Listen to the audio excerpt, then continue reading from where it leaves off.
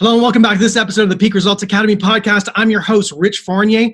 And in this episode, I sit down with Riz Jadavji. He's a two-time Red Diamond Award winner with Royal LePage in Kitchener-Waterloo. Now, the Red Diamond Award represents the top 2% of real estate agents out of 18,000 Royal LePage agents across Canada. Now, Riz has been selling real estate since 2004, and in this interview, he shares with you some of his trials and tribulations that he experienced on his way to attain the Red Diamond Award. So here we go. Have you ever wondered why some people thrive in all areas of their life? Welcome to the Peak Results Academy podcast with your host, Rich Fournier. Each week, we interview industry experts who consistently dominate in the fields of health, business, and beyond. Our mission is to share their personal struggles and strategies so that you can create your own peak results. Welcome to... Good morning, everybody. Rich Fournier here for the Peak Results Academy podcast, and I'm very excited to have with us today Riz Jadavji from the Riz team at Royal LePage Wolle Realty brokerage in Kitchener-Waterloo. We have Riz with us today because he has demonstrated some peak results in his real estate business in Southern Ontario. He has attained the Red Diamond Award with Royal LePage, which is the top 2%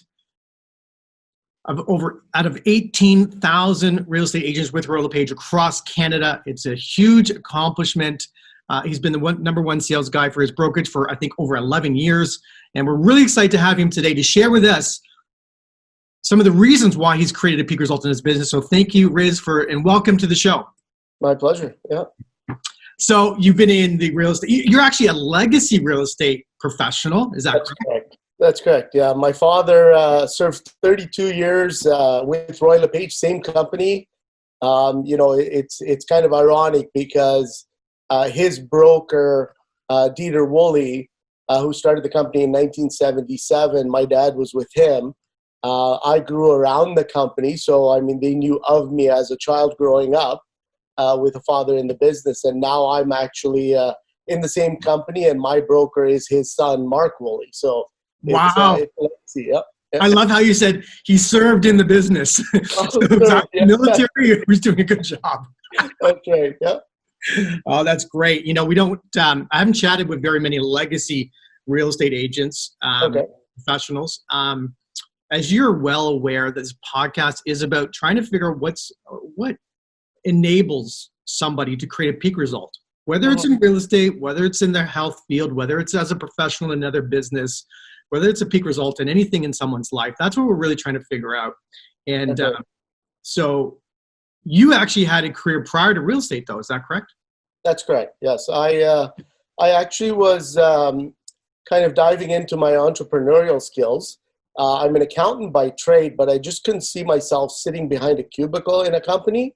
While I have done that for a period of 4 years, I just found myself, throughout high school, I worked at a lot of restaurants, and I think cooking was my forte. I ended up opening a successful coffee shop turned into a restaurant in the town of Stratford, which is about 30 minutes west of Kitchener. That took about 10 years of my life, and I have to say the people I met, the networking I did, I've had some great success with that. So it was a period of my life where, yes, long hours, 7 days a week, but I culminate even things that I do today, which I look back then, because remember, real estate is like running your own business, right? It is, and it's 24 hours a day, 7 days a week for most of us. There's been a select few that have designed their business around their life.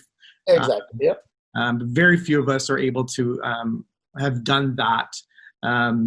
So when you look at, your business, so, someone might say, now, someone say, well, his dad was in the business, for a long time, he just took over this database. In my experience, most legacy children who take over something or are involved with something mess it up. Okay. Or they don't have the work ethic. That's right. That the original person had. That's right. So you've been able to, I'm sure there's been some residual business, but you've been able to expand upon that and grow it and make it better. Why did that happen? What allowed you to have the mental capacity to continue on and grow and expand and become better? So when I entered in 2004, my father was still within the business, and by no means did we join at that point as a team. He was still quite individual in his, and I wanted to make a name for myself. So I knew when I joined, the biggest advantage that I can say I had was having probably the best mentor, your father, having been through it for many years. So when I came to any hurdle, he would be my first recourse to say, what do I do next? So I think that was advantageous, to me personally. But growing in this business, everybody looks at it more from an individualistic approach, where do you see yourself? Like, do you want to ride the coattails or do you want to make something of yourself? And I think early on, that was my settling where I said, if I want to stay in the business for long term, then I think I need to develop those goals. And one of the things that I started doing, which was advice from him, was don't look after the 20-year goal. Look after the 5-year goal first. And once you reach that, move on to the next one. So I think what I did for myself was breaking it into increments. He had a great reputation in the business, so that kind of followed. I guess, when you have a father and son relationship, people know, okay, well, now the son's coming in as well. So hopefully he's got the same business ethics, right? Right, 100%. When you look at it, our world, real estate world, somewhere between 85 to 90% leave the business, within 5 years. That's right. I think it's less than that. I think that they've already left the business after the first year. They just keep their license for another 4 years. That's right. What made you stay? For me, it was more along the approach that, for joining real estate, I was ready to give up within the first 2 months. It was my broker, Dieter Woolley, who actually said, you need to strive for the best that you can do and business will come, right? It's an easy rule to follow. Business will come. But what does that mean? I know business shouldn't just come, right? It doesn't fall in your lap. But again, I think the biggest thing for me was, at the time I joined, we had just had our last child. So for me, the forefront was, how do I produce a successful career out of real estate? And I better learn to do this quick, or I need to find another career choice. As I said, I did do a tenure after our restaurant closed. We actually sold the restaurant, and I went to work for a insurance company for about 4.5 years. So, again, was my passion sitting behind a desk doing a day-to-day 9-to-5 job, or did I want to get out there and still use some of my flexibility, and create something? And I think my business tenure really helped me out with the entrepreneurial skills that I gained, to kind of create a good business plan where I wanted to see myself. How could I do things much differently than everybody else was doing, right? Right. Sorry, just making a note here. So when you, so I hear this a lot. Work hard. Work hard. Play hard. Yep. Work hard, work hard, work hard. What does that mean, work hard? Like, this is like, I want to push a little bit, if you don't mind. Yeah. You've had great success. I want to try to get into the granular aspects of the business for you. But like, what does work hard really mean? And people say this to me on a daily basis, and I'm like, well, what does that mean for you? Yeah. So working hard, when you're the first person, when the office opens at 9 o'clock, you're dressed up in a suit, ready to go. I think a lot of it is, and my broker will attest to it, where, you're in the office in the morning, you're trying to make the most of your day starting, right? There's a lot of agents who may come in, 11 o'clock, 12 o'clock and start easing into their work day. And then by 2 o'clock, they're done. And okay, now what do I do tomorrow? For me, it's always been, get up, get your day planned. If you have to meet with 4 people, get organized.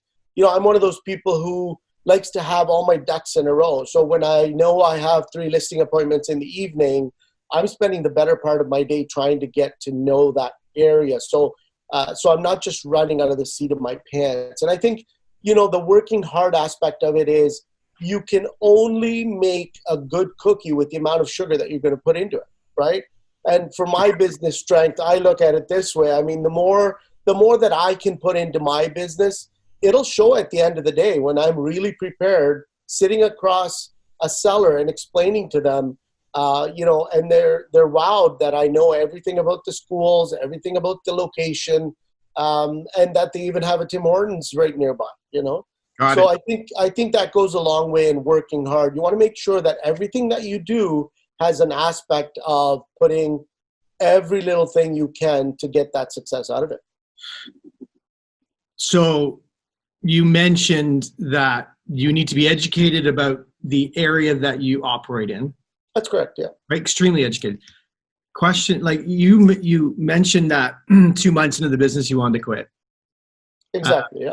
Yeah, that's great. This is what our people want to hear. That's right. Listen, you, oh my God, I've done all this business, but let's be honest, there were moments of insanity to get there.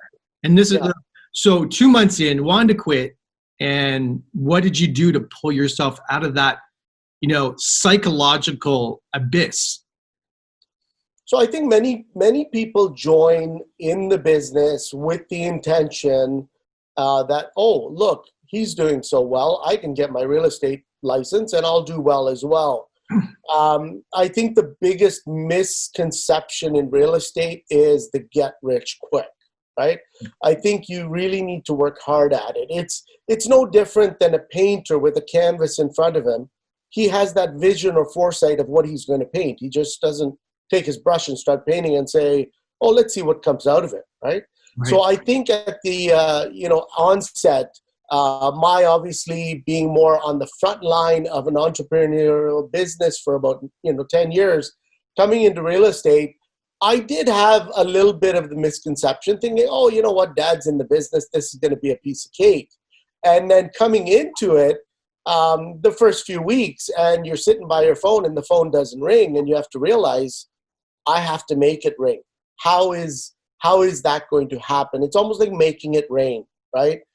We can't just wake up in the morning and say, okay, let's make it rain. And that's the biggest thing for me was I had to take that outlook. In my first 2 months, obviously, I got the wind of the training, everything else, but I said, you know what?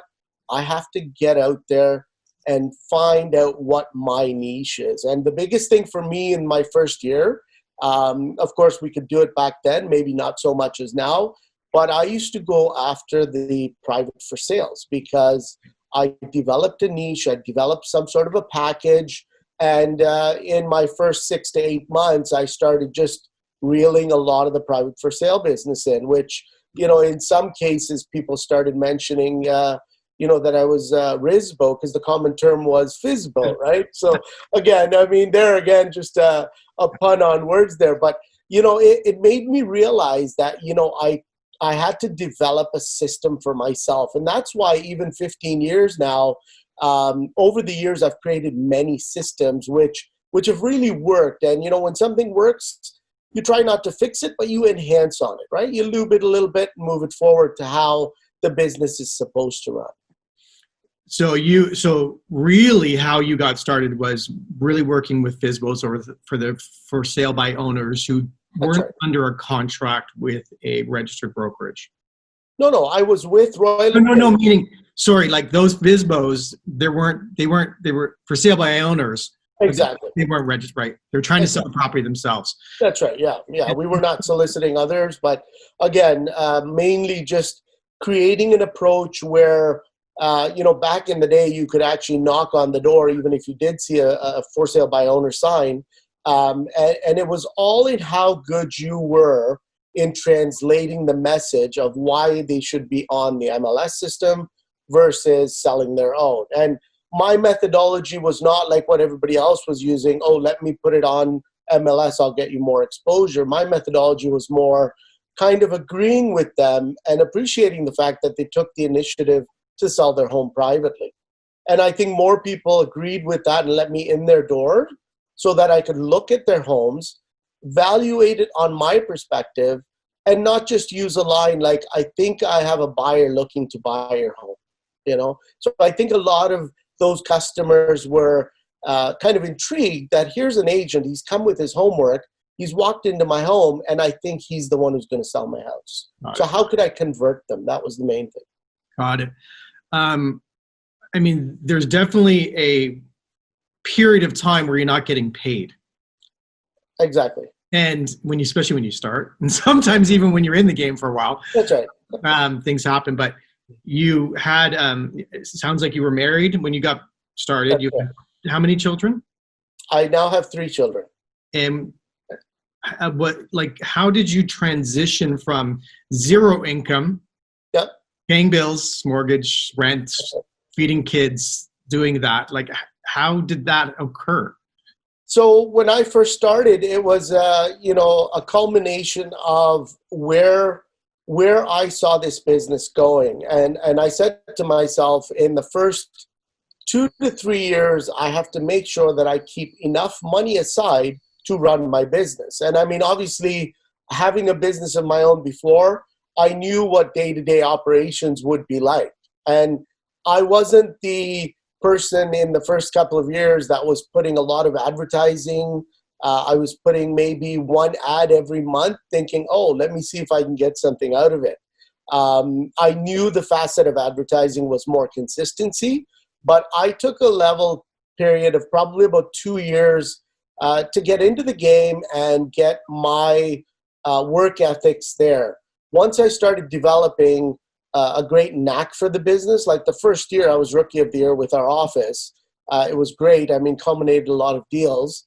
The second year, I kind of said to myself, okay, this is great. I think I can really do this. And from that point forward, I started looking at a plan of how I could actually spend money to advertise my image out there. So that's what I did. I started working with a lot of the media publications, mostly print at the time.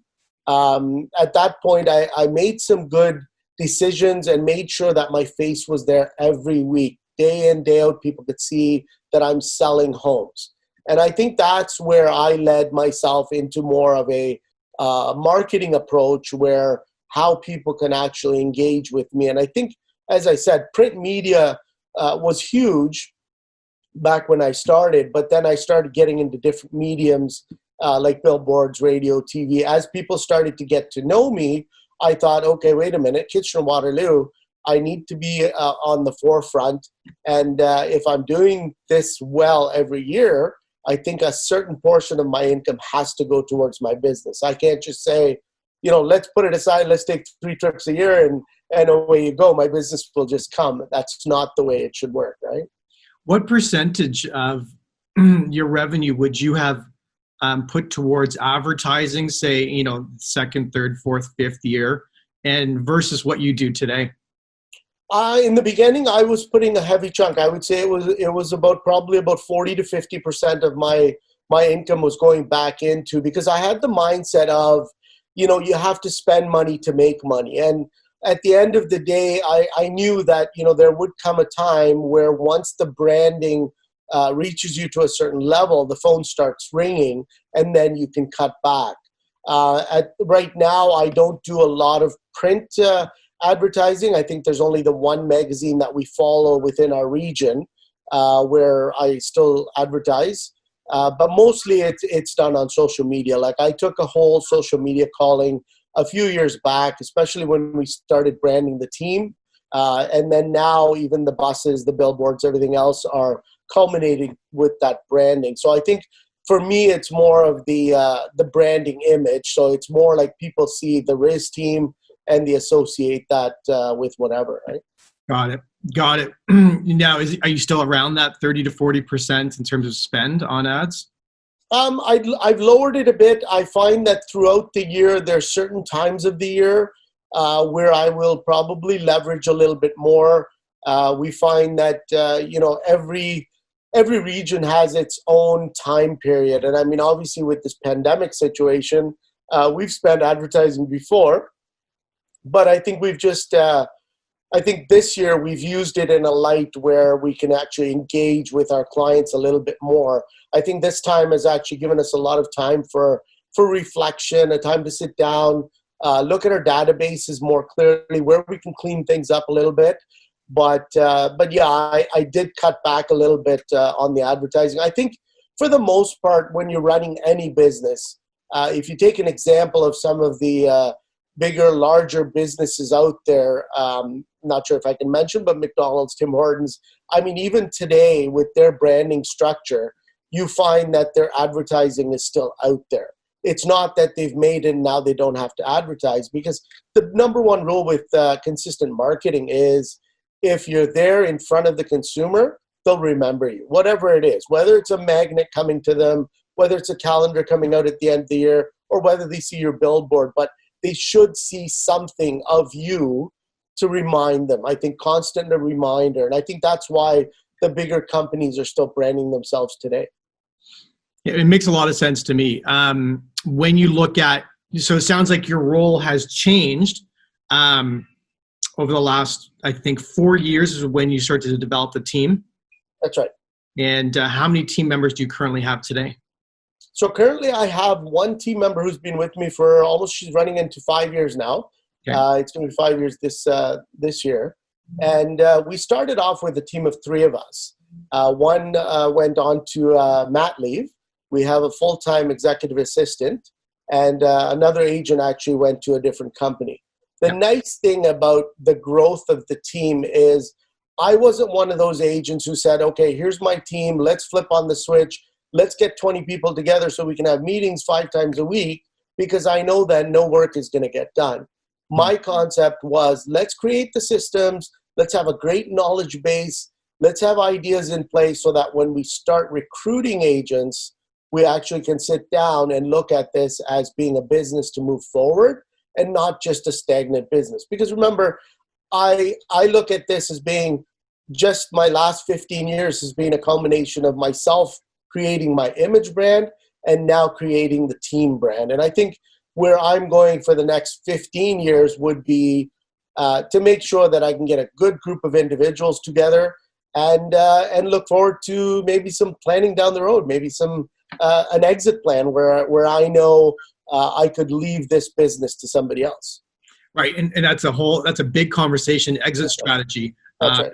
I think I've seen it happen maybe twice, a real exit strategy, and that's definitely a granular part of our conversation that we can have. When you look at our industry and we look at your mindset, what do you do on a daily basis to keep your mindset in a place of production and consumer-centric focus?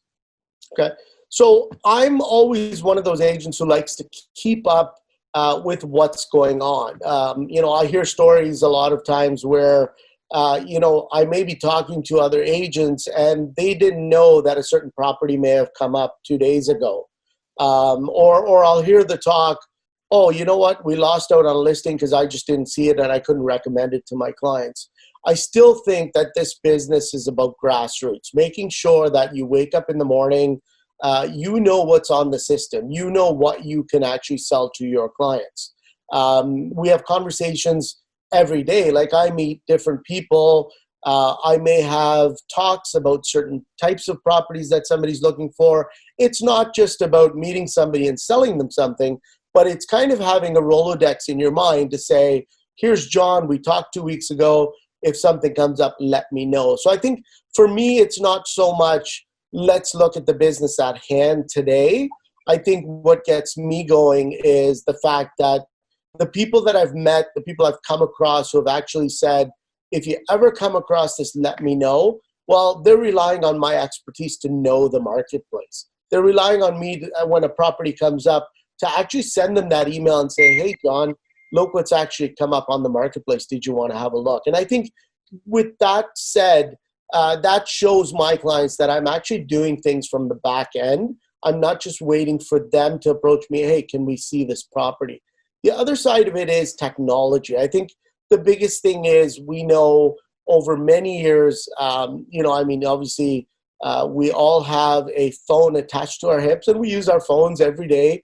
Most of our business is conducted on our phones or our laptops. And I think that's the granular in our business, is the technology. And I think as we move forward, it's only going to get more and more in terms of how many apps we have to deal with.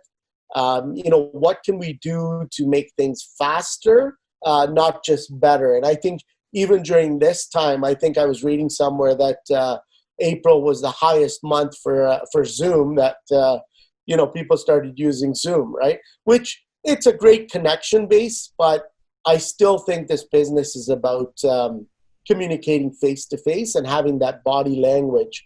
Although, we can still see each other on face-to-face, but I think when you're selling or buying your biggest investment, I think that's the biggest thing you want, is that kind of feel approach to one another. That's right. What would you say would be the top 3 things that a new agent would have to focus on to not only get started, but to survive the first couple of years and then to set them up to thrive? Yeah, so any new agent, coming into the business, I would have to say that the biggest thing you want to do is have a plan. Set yourself in a plan basis where you know exactly, like I said previously, how much money can you spend on your business. Many agents I find who come into the business, they get excited when they get a listing, or they get excited when they make a sale. The first question might be, when is payday? Once you get that paycheck, yes, between now and then, you've already made so many expenses. So I think one thing to tell a lot of new agents would be, make sure you have a plan in place as to what you're going to do next. The other thing is, from the get-go, I think somebody has to come out running with some sort of an advertising budget, some sort of a branding budget. This business is about how you can succeed with the clients that you know, but then how do you find clients that don't know you? Right. And I think the most important thing is, even a small ad in your local newspaper, or getting a group of new agents together and having a full page exposure. Everybody puts a little bit in. I've always said to new agents, even at our office, if you can't afford to advertise in the first little while by yourself, get some group shared advertising going. It gives you more presence. People see this, that you're part of 4 agents advertising on a page. And I think that gives you the branding that you need. The business is not trying to be a secret 007 agent. You have to be out there. You have to get yourself out there. Even if it's a face to the name, people want to see that. The easiest method I would explain to anybody is, make sure that you spend some time, create a social media presence. I think more and more people out there right now are starting to shop, and we know the numbers are high. Probably about 85% of people go online before they even engage a phone call. So if you can get your social media presence going, I think that's half the battle, and that's where your communication is going to start. Got it. Is there anything new on the horizon that you are doing that's exciting and that you feel will fill your pipeline to a better degree than you've ever done in the past? So we've started using technology in terms of, there's many companies out there, BombBomb.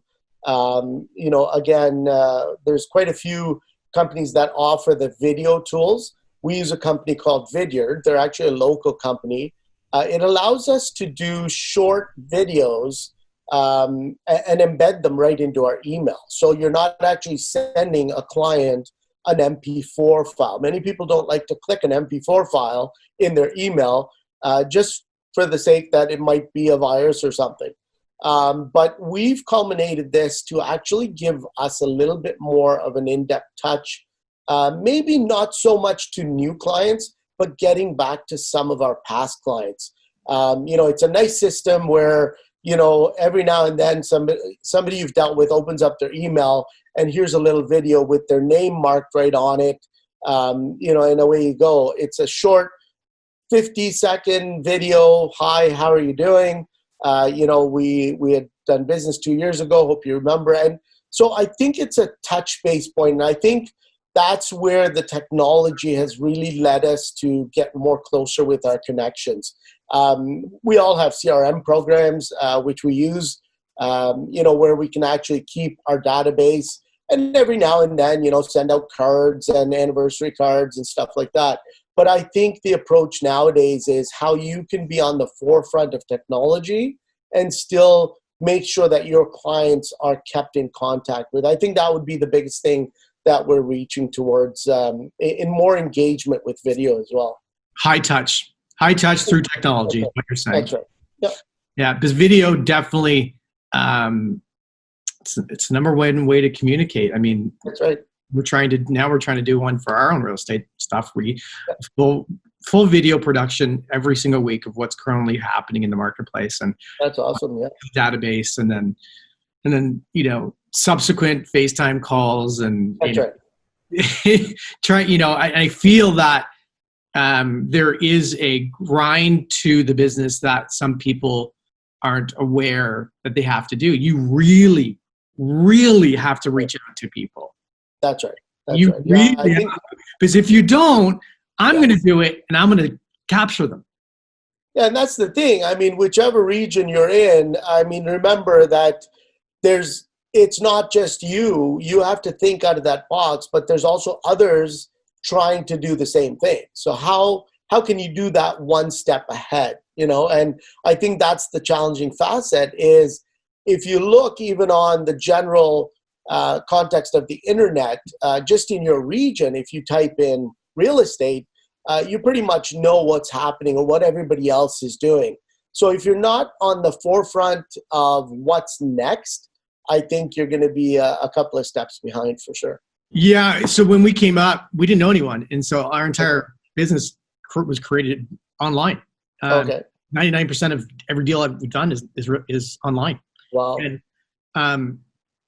but now you can't compete from an SEO perspective. No. The top 10, 15 companies, portals, et cetera, dominate SEO. So you, as an individual team agent, to get on first page, impossible today. No, that's right. Yeah. So you have to be able to create your own tribe. Yep. And then communicate with that tribe on a consistent basis in such a way that doesn't make you look like, an annoying person, and to deliver value, which that value changes in the eyes of the consumer every single day. Exactly. Yeah. Clear as mud.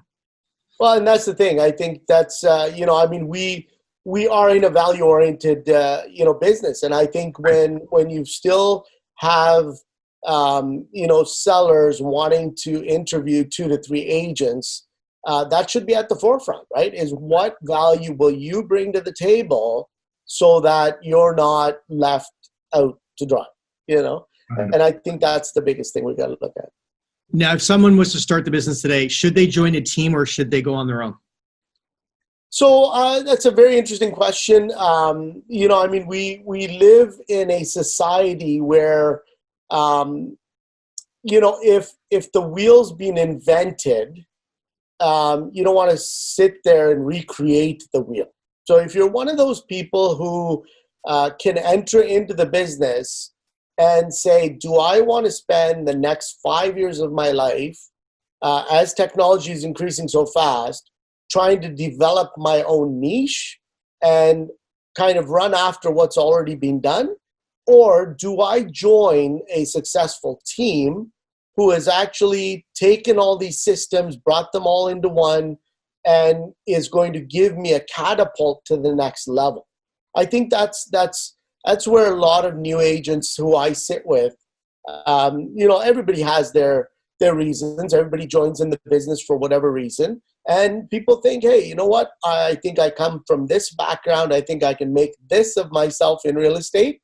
And they find out within, maybe 1 year or 2 years that, yes, they're doing business, but probably not the business they would be doing. And I think that's where you've seen a growth level of teams actually over the last many years. We've seen a lot of brokerages go towards like many team concepts within the brokerage. As I said, like for the longest time, I was an individual agent. I never even thought at any point that I was going to have a team. But there was a point in time where I said to myself, I'm one of those people who loves to share knowledge. I'm not going to put it in my back pocket and say, I can do this and nobody else can do this. If I can share that knowledge, even with 1 or 2 or 3 agents, and give them the opportunity to succeed, I think then I've done, what I set out to do. Create systems so that others could use them and also be at a level where I've been or I've enjoyed, right? That's amazing. We've had some pretty good success, so we should pay attention. What's the number one reason why someone doesn't produce in our business? So I think the number one reason is that I think many people look at what they're doing now. They don't see what the next step is, meaning I'm always one of those people, I may have a lot of business on the go, but I don't just say, okay, let's shut the door. We've got 14 listings on the go. Let's get these done, and then we'll see what happens after that. I think the number one thing is that people need to understand that your business has to have a fluid motion. You have to continue the business. And if you continue the business without being bogged down, your business will move forward faster. Meaning you may have a lot of deals on the go, you may have a lot of buyers on the go, but don't forget that there's always something that can come next. You don't want to run your business with the operational background that, okay, I've done these 3 deals, or I'm working on these 3 deals right now. I'm going to finish those up and then see what's next. Well, I think you should have the foresight of what's next after that. So I'm constantly, making sure that even if I've got business on the go today, what am I going to do tomorrow? What am I going to do next week? What am I going to do next month? And I think with that attitude, whether you do open houses today, that open houses, the buyers you may gain from an open house today may lead you into a sale next month. So I think if you have certain things in place with your systems, you can convert those open house leads and have business for the next few weeks. But if you're just stagnant and you're doing only what's there today, I think that's where the biggest issue comes in with new agents is, they don't think about what's the next step. Right. In your opinion, as you look out over the next, 2-3 years through COVID and beyond, what's the best way to, I hate to use the words Lisa, what's the best way to gather, attract new clients? So, the marketplace, of course, we've changed the methodology of business, the way we've been doing it over the last few weeks. Right. At the end of the day, it's become more of a virtual world. The nice thing for us is, we already had a great virtual platform. With a lot of our home selling, we use like the Matterport 3D virtual tours. We use a lot of the virtual tours. So, that kind of culminated us into saying, okay, we still have active listings on the market during this time. How can we still safely sell real estate, provided the rules that we're actually engaged with the pandemic? I think once we come out of this, there is still going to be a big need of people wanting to sell. In the short term, I think it will be more of a market which will try to re-engage where we left off. As things open up, I can see more inventory coming into the market, as things ease up with respect to the pandemic. In the long term, I think to get new clients, you're going to have to create a scenario of how you can actually engage clients to make them think. Remember, we've all been put into this situation not realizing whether this would last 2 months, 6 months, or 1 year. I've had great conversations over the last few weeks where people have actually told me, had we known, we could have made some adjustments in the way we live. We could have sold our large house, downsized, but these are things we don't know about. So I think if you're going to be smart to this, I think it's going to be more along the lines of us engaging with our clients, making sure that we can have those right conversations in knowing that if I sold a home to somebody 6 years ago, and let's say the kids have now moved out, it's only mom and dad in the house, That's the conversation piece that we need to have. So I think coming out of this, it's going to be more of us reaching out to our past clients. And then I think still having that medium out there so that people know we're here to help. And I mean, eventually, when you're on the front of somebody's mind, if they know of you or if they've seen you, they're going to call you when the time comes. But I think we're going to start seeing business a little bit more different as the path moves forward. How are you dealing with your current clients today in regards to COVID? Are you actively pursuing new business, or are you kind of pulling back a little bit?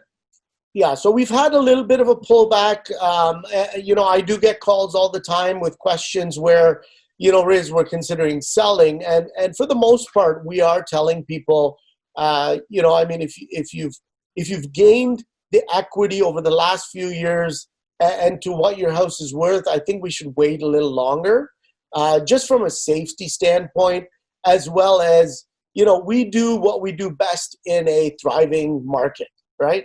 And if we can continue that, let's wait it out for the safety of everyone. Of course, there's a lot of buyers who need to buy if they've already sold their home in the last 2 months. We are working diligently to get them into homes. We're also working hard to make sure that, from an essential standpoint of just business that we need to do essentially, and meaning we're not out there, we can't do any open houses. We try not to go and show properties which have people living in them. We do see listings come up right now, and that's just the way the world is. You can't confirm why somebody is actually selling or why somebody's buying.